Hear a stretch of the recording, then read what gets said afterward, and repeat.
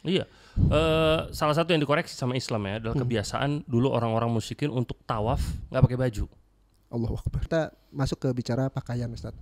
Nah, akhirnya ketika kita berpakaian misalnya batik, Ustaz. Kita pakaian batik terus dikatakan ada sebagian orang mengatakan, "Wih, tasabuh tuh, tasabuh." Karena banyak orang-orang non muslim, orang kafir pun banyak pakai batik juga. Terus batik itu kan zaman-zaman dulu, waktu zaman-zaman kerajaan pada pakai batik, yang notabene mereka agamanya bukan Islam. Akhirnya ditunjuklah tasabuh. Emang seberat itu Ustaz pakai. Selamat datang di ruang tamu Jejak Sahabat. Assalamualaikum warahmatullahi wabarakatuh. Selamat datang di ruang tamu Jejak Sahabat. Alhamdulillah hari ini kita kedatangan tamu lagi. Guru kita Ustadz Abu Fahad Ega hafizahullah ta'ala. Hari ini kita akan bahas banyak hal insyaallah. Tapi kita sebelumnya ingin menyapa teman-teman semua yang ada di Bandung khususnya untuk terus semangat kajian ya. Setiap Senin, Rabu, dan insyaallah nanti berikutnya ada hari Jumat. Semoga Allah mudahkan. Ustadz, sehat Ustadz? Sehat alhamdulillah. Alhamdulillah, sehat ya. Alhamdulillah Ustadz. Terakhir ketemu di Jakarta kita Ustadz. Di Jakarta ya. Hero. Pas ada Hero waktu Iya, itu. masih Hero, masya Allah. Ajib acaranya Ustadz, masya Allah. Luar biasa. Ntar ikut lagi antum. Insya Allah Ustadz kalau diajak, kalau nggak diajak ya maksa ya Ustadz, insya Allah. Ustadz, kita mau bahas tentang budaya Ustadz. Kita mengenal Indonesia dari Sabang sampai Merauke, kondisi geografisnya itu luar biasa, banyak sekali budaya-budaya. Di setiap kota mungkin beda-beda setiap budayanya. Banyak hal dan ternyata budaya-budaya tersebut ada yang tetap berjalan sesuai dengan syariat, tapi ada juga ternyata yang memang bertolak belakang dengan syariat. Tapi ketika kita mencoba untuk mengikuti kebudayaan tersebut dengan yang sesuai dengan syariat, banyak orang mengatakan bahwa Islam ini anti kebudayaan, Ustaz. Apakah benar seperti itu? Ya, bismillah, wassalatu wassalamu ala rasulillah. Banyak tuduhan-tuduhan ya bahwasanya Islam itu anti sama budaya. Sekarang budaya itu apa sih? Budaya itu kebiasaan masyarakat.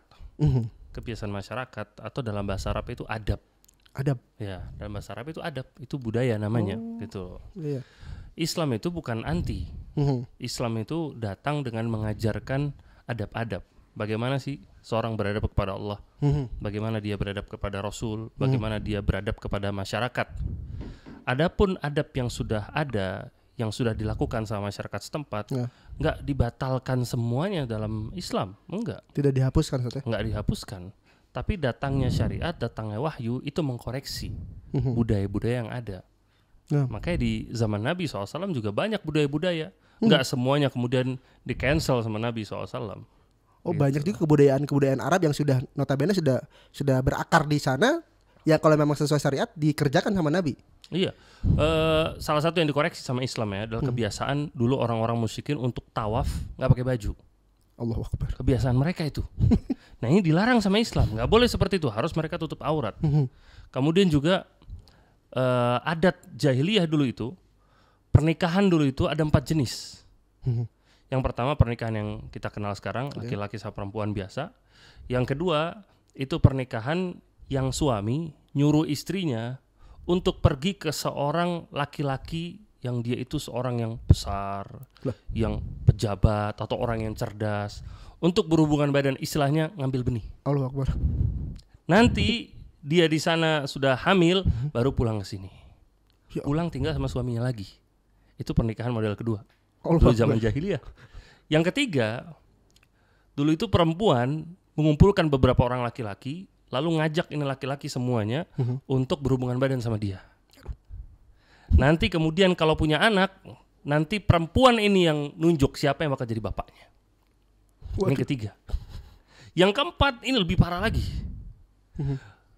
Seorang perempuan, memang ini perempuan pezina dia.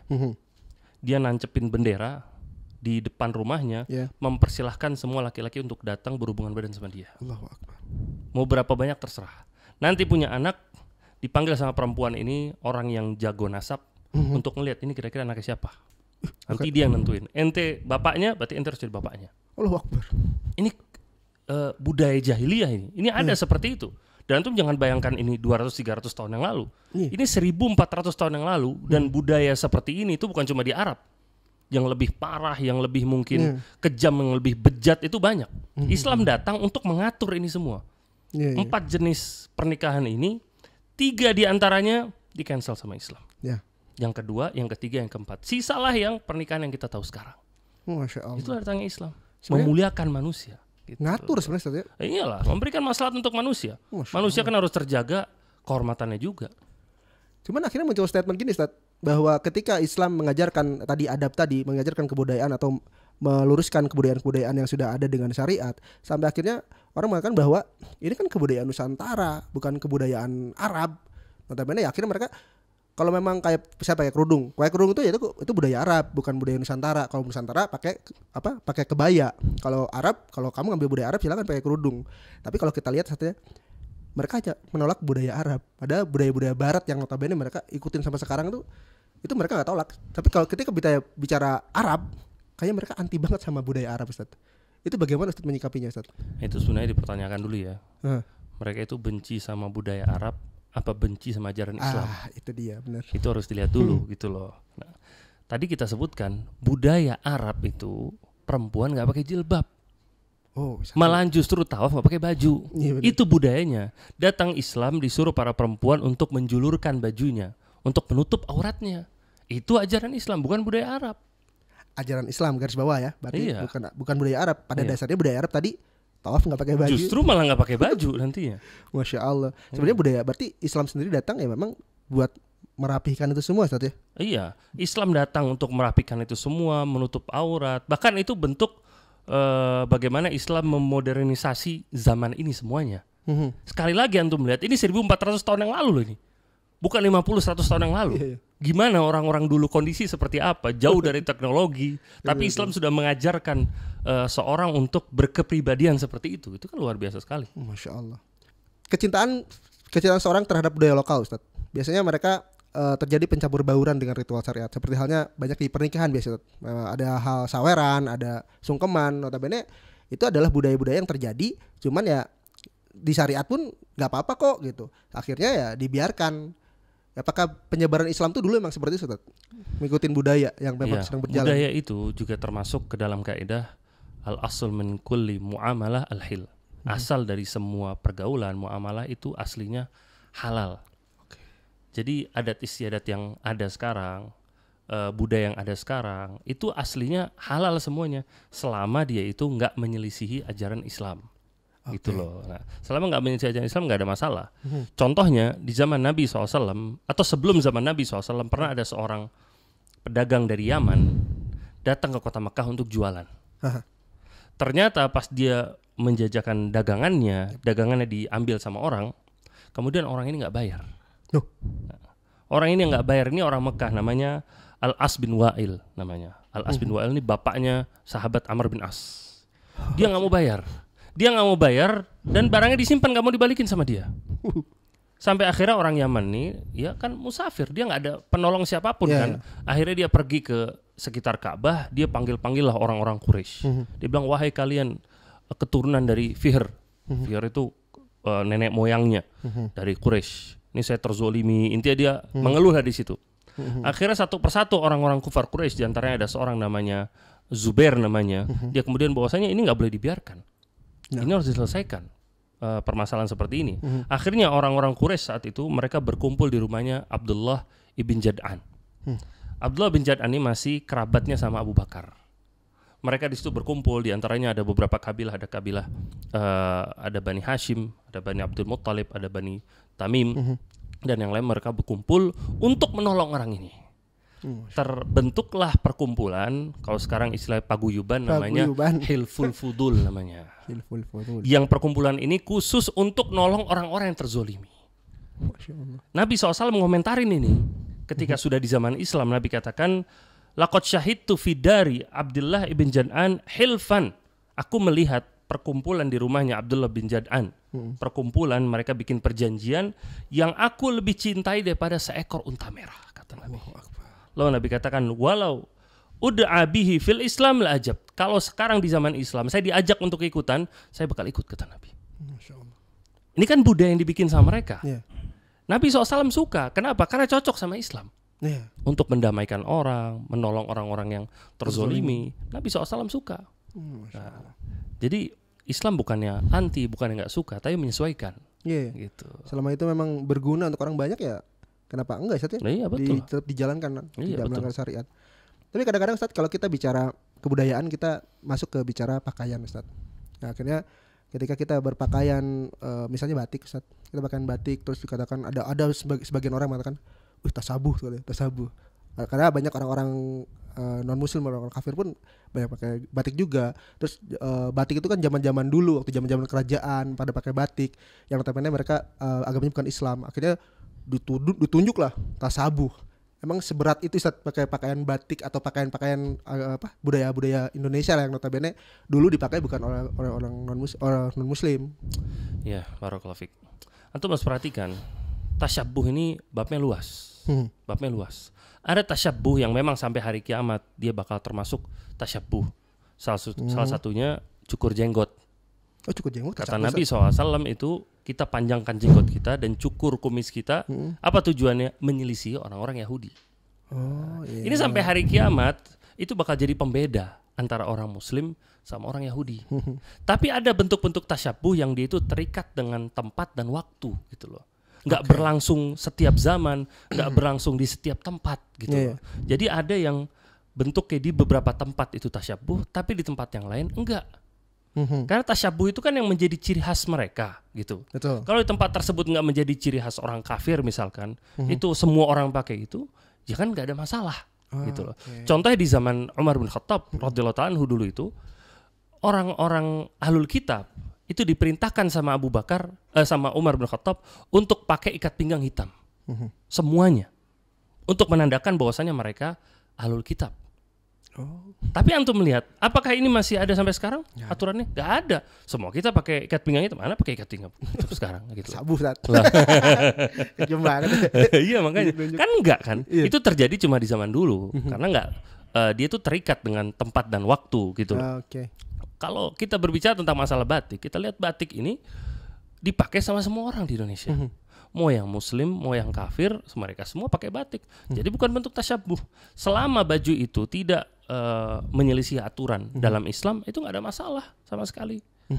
Ada aturan dalam Islam dalam urusan baju misalkan, itu kan nggak boleh ketat, aurat nggak boleh terlihat. Selama kaedah-kaedah itu terpenuhi, nggak ada masalah. Nggak ada masalah Ustaz, bikin gamis pakai batik juga nggak ada masalah. Mau rumah antum wallpaper batik juga boleh. Mahal banget dah. Nah, Masya Allah Ustaz, tentang ini Ustaz, kita masuk ke bab yang dimana orang-orang biasanya kalau dari Jejak Sahabat sendiri ini demen banget Ustaz, masalah juat Ustaz, masalah nikah. Nah, nikah itu kita kenal dengan namanya walimah. Itu walimah sudah biasa lah.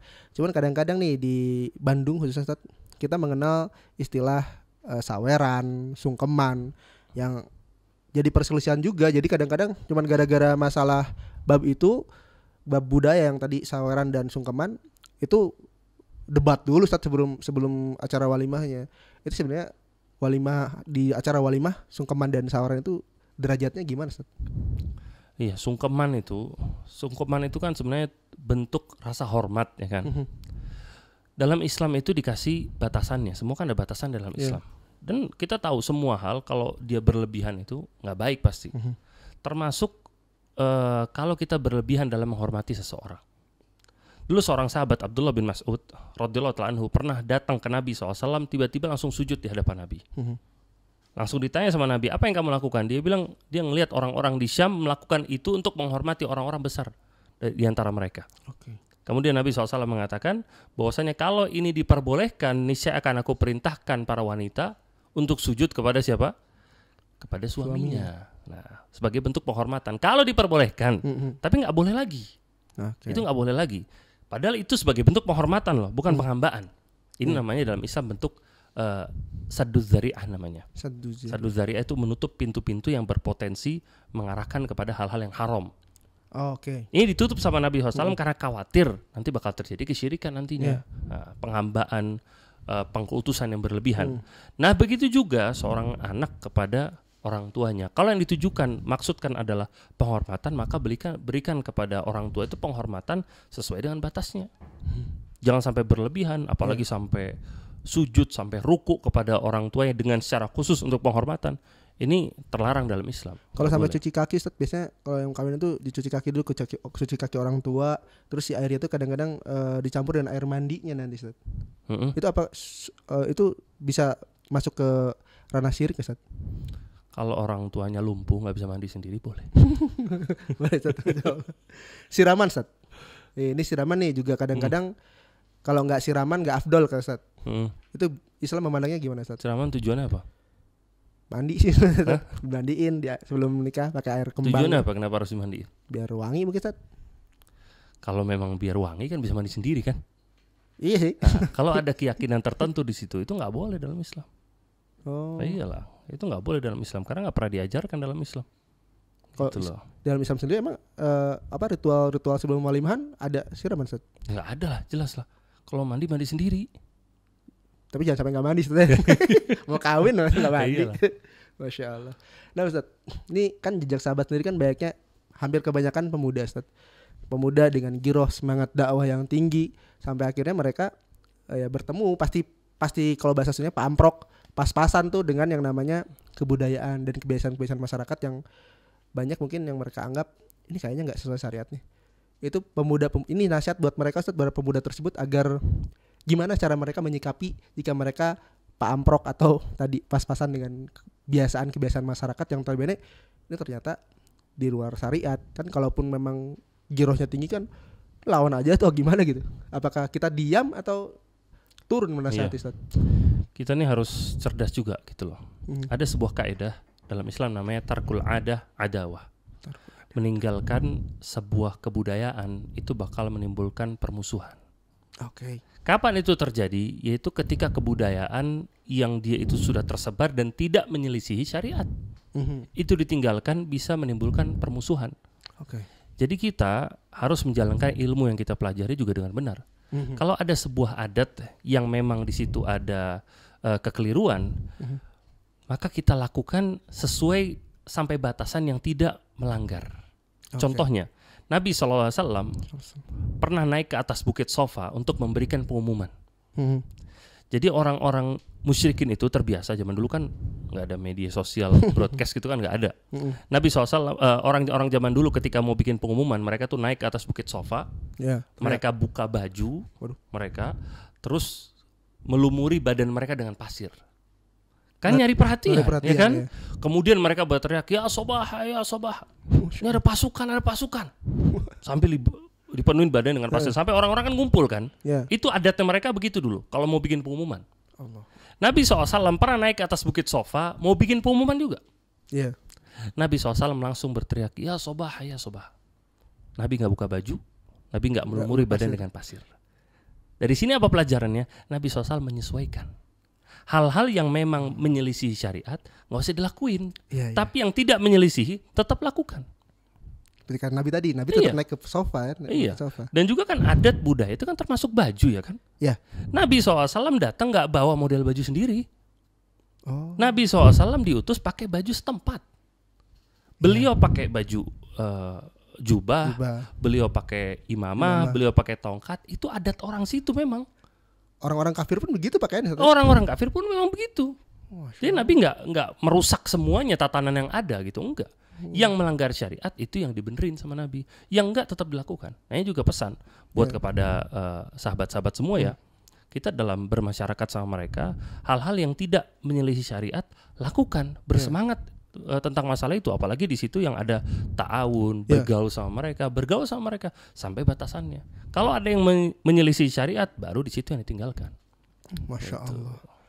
Sobat, Masya Allah, Indonesia ini luar biasa sekali, dari ujung Sabang sampai Merauke, budayanya macam-macam. Tapi ya tadi seperti nasihat dari Ustadz, selama budaya tersebut tidak mengganggu syariat, maka kerjakan. Dan kalau memang mengganggu syariat, ya sebatas menasihati kalau sanggup, kalau enggak ya biarkan. Kita hidup bermasyarakat rukun, semoga Allah mudahkan. Insya Allah ketemu lagi di ruang tamu jejak sahabat berikutnya. Assalamualaikum warahmatullahi wabarakatuh. Salam.